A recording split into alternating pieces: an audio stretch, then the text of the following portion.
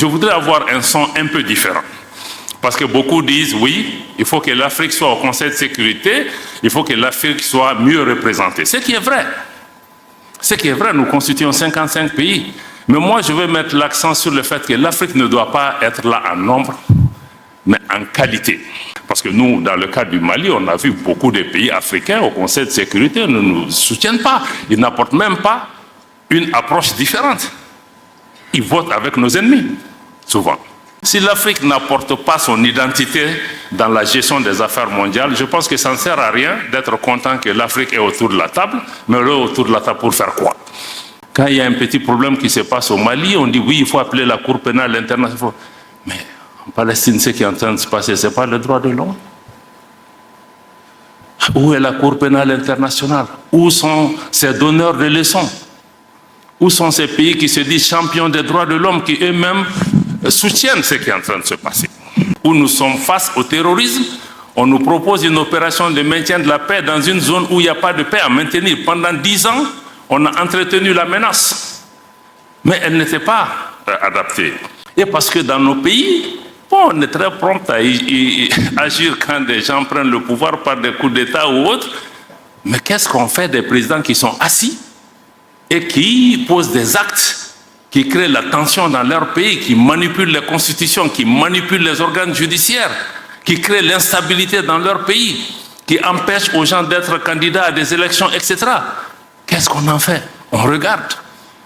Maintenant, quand il y a un changement, je connais même les playbooks de ces organisations. Tout le monde s'élève, mission, on fait 10 sommets qui n'aboutissent à rien. Donc, ça peut paraître trivial ou basique.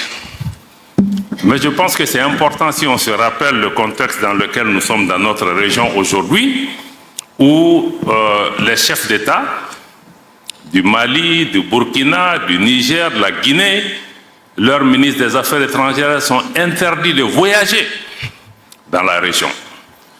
Même dans les pays en guerre, ou les pays qui se font la guerre, je crois que les ministres des Affaires étrangères doivent voyager pour résoudre. Comment nous pouvons résoudre les problèmes si on nous empêche même d'aller parler dans les pays voisins? Et à contrario, la CEDEAO veut envoyer des émissaires dans nos pays. On dit non, ce n'est pas acceptable.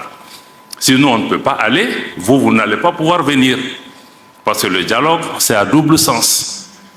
Et même dans notre tradition africaine, mais pendant les guerres, les griots à l'époque étaient ceux qui étaient autorisés à parler. Donc je crois que ça peut paraître basique ou trivial, mais on n'a pas encore compris que les problèmes dans lesquels nous sommes confrontés, il faut que nous parlions, il faut que nous dialoguions, et que là où le Mali a trébuché aujourd'hui, d'autres pays peuvent tomber dans le même problème. Donc je crois que je voulais vraiment rappeler ça et rappeler l'importance de ce forum. Sur le thème, Smaël, je pense que tu as déjà touché à beaucoup de ces questions. Quel peut être le rôle des organisations régionales pour pouvoir accompagner les transitions? Je crois que ça veut dire qu'on a déjà un grand défi si nos organisations n'arrivent même pas à organiser le dialogue, n'arrivent même pas à nous parler, n'arrivent pas à jouer leur propre rôle pour pouvoir vraiment souder le monde. Mais moi, j'allais même dire que quel peut être le rôle des organisations régionales pour éviter même qu'on ait les transitions ou les changements anticonstitutionnels. Parce que c'est ça, on est en train de traiter la maladie, on n'est pas en train d'agir sur les symptômes. Et par rapport à cela, je veux mettre 2 points d'entrée de jeu. C'est d'abord pour dire que le multilatéralisme, il faut le comprendre, reste et a un rôle important et essentiel à jouer dans la recherche de la paix, aussi dans la recherche de la sécurité. Le deuxième élément, c'est de comprendre que pour nous tous, l'intégration régionale, la coopération régionale demeure aussi des moyens essentiels pour renforcer la solidarité entre nos pays, parce que la façon dont nos organisations agissent aujourd'hui, ce n'est pas dans le sens de la solidarité. Elles sont même dans certains cas en train de tuer la solidarité. Donc nous devons continuer à transformer nos organisations pour qu'elles deviennent de véritables organisations des peuples, pour continuer à promouvoir non seulement la solidarité, la paix, mais aussi la prospérité. Parce que quand je vois le nombre de jeunes gens qu'on a aujourd'hui dans cette salle et tous ceux qui sont dehors, ce qu'ils attendent de nous, c'est qu'on leur apporte des réponses. Parce que si nous apportons des réponses à ces jeunes gens, nous n'aurons pas besoin d'équiper nos armées pour faire le maintien de la paix tel que nous sommes en train de le faire aujourd'hui. Nous devons aussi avoir ces populations à l'esprit. Comment nos organisations peuvent répondre aux aspirations de nos populations? Je pense que tant qu'on n'a pas répondu à cette question, elles ne pourront pas être utiles pour ce qui concerne les processus de transition.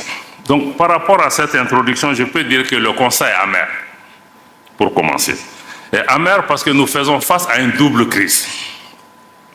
Parce que vous avez parlé pas seulement des organisations régionales, mais aussi des organisations internationales. C'est pourquoi je dis que nous sommes dans une double crise. Premièrement, nous sommes dans une crise du multilatéralisme.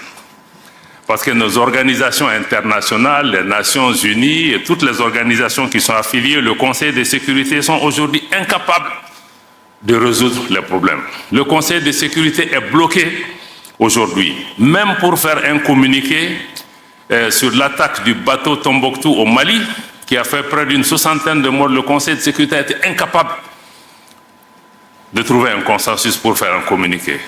Vous vous imaginez pas que c'est sur la question de la Palestine qu'il va pouvoir trouver là. Donc nous sommes dans une crise du multilatéralisme. Et ce multilatéralisme n'a pas permis de répondre aux défis, par exemple, du Mali, où nous sommes face au terrorisme. On nous propose une opération de maintien de la paix dans une zone où il n'y a pas de paix à maintenir. Pendant 10 ans, on a entretenu la menace. Mais elle n'était pas adaptée. Au Sahel, c'est pareil. La situation en Ukraine, la situation en Palestine, comme je l'ai indiqué, dans tous ces cas, comme Chergui l'a indiqué, nous sommes dans une crise de la gouvernance mondiale qu'il faut revoir pour qu'elle soit plus représentative, plus démocratique, plus juste, plus équitable. Parce qu'on ne peut pas aujourd'hui demander au pays d'avoir la démocratie en interne et que les relations internationales ne soient pas elles-mêmes démocratiques et qu'un groupe réduit, un club de pays puisse diriger le monde en laissant la majorité des forces économiques, sociales, politiques qui ont émergé aujourd'hui. La situation géopolitique mondiale s'est totalement transformée, mais cette réalité n'est pas reflétée. C'est pourquoi le système multilatéral aujourd'hui, qui nous accuse, nous, régime en transition, de ne pas être légitime, mais ce système même n'est pas légitime, parce qu'il ne reflète pas la réalité géopolitique mondiale. Donc nous sommes dans cette crise, mais par rapport à ça aussi, je voudrais avoir un son un peu différent. Parce que beaucoup disent, oui, il faut que l'Afrique soit au Conseil de sécurité, il faut que l'Afrique soit mieux représentée. Ce qui est vrai. Ce qui est vrai, nous constituons 55 pays. Mais moi, je veux mettre l'accent sur le fait que l'Afrique ne doit pas être là en nombre, mais en qualité, en substance. Parce que si nous avons une Afrique qui vient pour être traînée par d'autres puissances, être une chair à canon qui est répartie entre les puissances, non. Si l'Afrique vient, quelle est sa valeur? Quelle voie différente elle apporte? Parce que nous, dans le cas du Mali, on a vu beaucoup de pays africains au Conseil de sécurité ne nous soutiennent pas. Ils n'apportent même pas une approche différente. Ils votent avec nos ennemis, souvent. Donc je pense que s'il y a une Afrique qui doit avoir la place, il faut que ça soit vraiment une voie différente, mais aussi une voie de plus. Si l'Afrique n'apporte pas son identité dans la gestion des affaires mondiales, je pense que ça ne sert à rien d'être content que l'Afrique est autour de la table, mais elle est autour de la table pour faire quoi? Si elle ne dit pas ce qu'elle doit dire, si elle ne parle pas au nom de nos populations, si elle ne dénonce pas, parce qu'aujourd'hui, certaines de nos organisations sont là pour perpétuer des systèmes néocoloniaux. Ce n'est pas acceptable. Ce n'est pas pour ça qu'on les a établis. Donc je pense que donc ça c'est le premier point, la double crise multilatérale et aussi l'instrumentalisation de ces organisations internationales, y compris au niveau du Conseil de sécurité ou d'autres organisations. On a vu, la Libye a été attaquée avec une autorisation du Conseil de sécurité des Nations Unies. 10 ans après, on a le problème, ça a déstabilisé tous nos pays. Donc souvent, on se demande si ces organisations même ne sont pas là pour maintenir, entretenir la menace, pour justifier leur existence et voiler leur inefficacité souvent. Et aussi, tout le monde a dénoncé ici depuis la politique de 2 poids 2 mesures enlève la crédibilité à ces organisations. quand on parle aujourd'hui des droits de l'homme, bon, c'est devenu une religion. C'est devenu une religion. Quand il y a un petit problème qui se passe au Mali, on dit oui, il faut appeler la Cour pénale internationale. Mais en Palestine, ce qui est en train de se passer, ce n'est pas le droit de l'homme. Où est la Cour pénale internationale? Où sont ces donneurs de leçons? Où sont ces pays qui se disent champions des droits de l'homme, qui eux-mêmes soutiennent ce qui est en train de se passer? Je peux donner d'autres exemples par rapport aux droits de l'homme. Est-ce que c'est ça le droit de l'homme? La politique de 2 poids 2 mesures. Si je suis ami avec quelqu'un, je ferme les yeux. Non. Donc ce ne sont pas les principes. Ça enlève le truc. Même la démocratie. On nous accuse des 1000 noms d'Israël, mais en réalité, ceux qui prétendent promouvoir la démocratie, ce n'est pas la démocratie qui est en question, ce n'est même pas l'intérêt de nos pays. C'est leurs propres intérêts.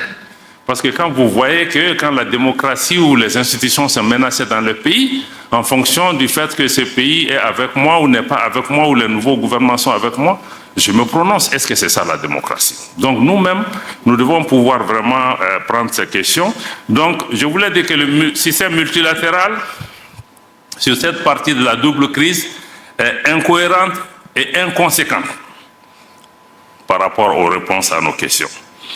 Maintenant, la deuxième partie de la double crise, c'est maintenant la crise de nos organisations régionales. Ce qui est vraiment le point sur lequel je voudrais pouvoir inviter la réflexion. Je pense que Chergui a beaucoup parlé de cette question. Naturellement, aucun de nous n'est satisfait. Nous, régime en transition, ni les autres, par rapport à la réponse qui est apportée à cette question. La première chose, c'est de mettre l'accent sur l'incapacité de nos organisations à anticiper, à prévenir et à agir en amont. Ismaël a touché sur la question. On dit early warning, early warning. Non, ce n'est pas early warning. Tout ce qui s'est passé au Mali, au Niger, au Burkina, en Guinée, mais on a vu venir, on n'a pas besoin d'être savant. Qu'est-ce qui a manqué? Mais il n'a rien fait. Il n'y a pas eu d'action. Et parce que dans nos pays, bon, on est très prompt à agir quand des gens prennent le pouvoir par des coups d'État ou autres. Mais qu'est-ce qu'on fait des présidents qui sont assis et qui posent des actes qui créent la tension dans leur pays, qui manipulent les constitutions, qui manipulent les organes judiciaires, qui créent l'instabilité dans leur pays, qui empêchent aux gens d'être candidats à des élections, etc. Qu'est-ce qu'on en fait? On regarde. Maintenant, quand il y a un changement, je connais même les playbooks de ces organisations. Tout le monde s'élève, mission, on fait 10 sommets qui n'aboutissent à rien. Donc je pense que ça, notre incapacité à anticiper et à répondre est un problème. Et aussi l'absence de solutions adaptées à ces changements anticonstitutionnels. Parce qu'on a l'impression que, comme les anglophones le disent, one size fits all. Quand il y a un problème au Mali, quand il y a un problème au Gabon, quand il y a un problème au Tchad ou ailleurs, on a la même solution. On a le même remède pour toutes les solutions. Est-ce qu'on peut être un peu plus créatif, que ce forum nous aide aussi à avoir du recul, à se dire que oui, chaque situation est peut-être différente. Les pays, le Mali, le Niger, le Burkina font face à une situation sécuritaire extrêmement compliquée, extrêmement difficile, et où des pays ont perdu 40 à 50% de leur territoire face à l'insécurité. Mais qu'est-ce que ces organisations ont fait pendant ce temps? Le ministre, le général Toumba en a parlé ce matin. On n'a vu personne. La CEDEAO elle-même et même l'Union africaine, ils ont sous-traité cette responsabilité aux Nations Unies qui elles-mêmes n'étaient pas capables de répondre à cette question. Aujourd'hui, le Mali, le Burkina ou le Niger dépendent 25% de leurs ressources propres pour faire face à la lutte contre le terrorisme. Parce que, au Mali en particulier, l'exemple que je connais, les changements de pouvoir auxquels on a assisté, c'est surtout l'exaspération, la frustration de la population face à l'incapacité des pouvoirs politiques à répondre à cette situation. Donc si la CEDEAO et les autres organisations veulent aider, ils doivent d'abord fixer ce problème. On ne peut pas venir dire aux gens seulement organiser des élections ABCD. Même pour les élections, pour qu'elles soient inclusives, il faut que l'État soit présent sur l'ensemble de son territoire. Donc je pense que ça, il faut vraiment des solutions adaptées à chaque situation. Il faut aussi comprendre que la peur ne peut pas constituer une politique. Je sais que dans beaucoup de pays, les gens ont peur qu'il y ait contagion des coups d'État. Est-ce que cette peur a empêché que les choses se passent? Donc, au-delà de la peur, moi, je crois qu'il faut qu'on soit pragmatique. Comme le cas du Niger, on l'a indiqué. Ce qui s'est passé, il ne faut pas être devin, mais il faut engager les gens, il faut parler avec les gens pour trouver des solutions. Donc, je pense qu'il faut vraiment ce pragmatisme-là qui est nécessaire. J'ai déjà parlé de l'absence de solidarité, mais aussi, nos organisations doivent fondamentalement changer de logiciel. Il faut comprendre des pays comme le Mali, nous avons souscrit à toutes ces organisations. Nous savons que dans ces organisations, quand il y a un coup d'État, il y a changement anticonstitutionnel, les règles s'appliquent. Et les règles qui sont là, c'est la suspension des instances de ces organisations, conférence des chefs d'État, conseil des ministres, etc. Mais ce n'est pas l'ostracisme et l'exclusion. C'est pourquoi l'OME est importante par rapport à ça. Parce que dans certains cas, non seulement les pays sont sanctionnés, mais sont punis. Pas seulement punis, pas seulement les dirigeants, mais on punit toute une population, sans punition collective. Parce qu'on cherche le président, on cherche telle ou telle chose. Est-ce que le peuple nigérien mérite qu'on lui coupe l'électricité, l'eau, la nourriture, les médicaments? Par rapport à ce qu'est-ce qu'elle a à voir dedans? Donc moi je crois que vraiment, et le plus grand problème aussi, c'est que, non, on va même au-delà de ça, on envisage une intervention militaire. C'est pourquoi le Mali, le Burkina, on a mis le pied tout de suite. Pour dire que si on attaque le Niger, parce que ce n'est pas la démocratie qu'on cherche à promouvoir, on cherche à avancer l'agenda d'une ancienne puissance coloniale qui a perdu pied et qui utilise nos organisations pour revenir. Ce n'est pas acceptable. Et nos organisations ne doivent pas constituer une menace pour nous et nos populations. Quand je vois la CEDEAO, je vois l'Union africaine, je vois la BCEAO, ça doit me rassurer. Mais aujourd'hui, ces organisations nous font peur à nos populations, constituent des menaces dans certains cas. Donc ça, c'est extrêmement important qu'il faut qu'elles changent leur logiciel pour sortir de mode punition, sanction, parce que si la sanction marchait, le Burkina a basculé quand le Mali était sous sanction. Le Niger a basculé. Donc, quelque part, on doit s'arrêter comprendre, est-ce que le tout sanction, tout punition, ça marche? Et même la punition aussi a des conséquences durables, parce qu'aujourd'hui, parce qu'on ferme les frontières, on fait tout ce qu'il faut, mais ce ne sont même les fermetures des frontières, nos populations, ça brise l'élan de solidarité de nos pays. Donc, il faut vraiment que nous comprenions ça. Deuxièmement, je vais insister sur le fait que quand nous sommes dans des organisations, mais les organisations sont bâties sur des traités, sur des textes auxquels nous avons librement consenti, y compris en abandonnant notre souveraineté.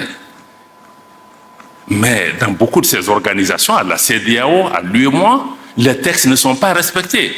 La fermeture des frontières, la mise sous embargo des pays, n'est dans aucun texte de la CEDEAO. Je défie qui que ce soit de me sortir dans un texte de la CEDEAO où on a prévu la fermeture de frontières, de me sortir un texte du traité de l'UEMOA où on a prévu d'exclure un pays pour des considérations politiques, de me sortir le truc de le statut 4 de la Banque centrale des États de l'Afrique de l'Ouest interdit à la banque de recevoir des ordres des pouvoirs politiques pour pouvoir agir. Pourtant, on ferme nos banques centrales.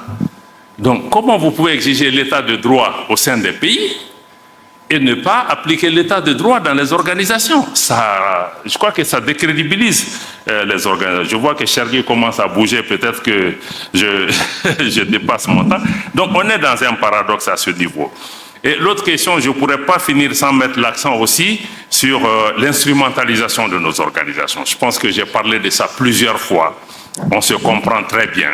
Ce n'est pas normal que les gens viennent parce qu'ils financent nos organisations pour pouvoir dicter leur agenda et utiliser notre organisation par rapport à leurs propres objectifs.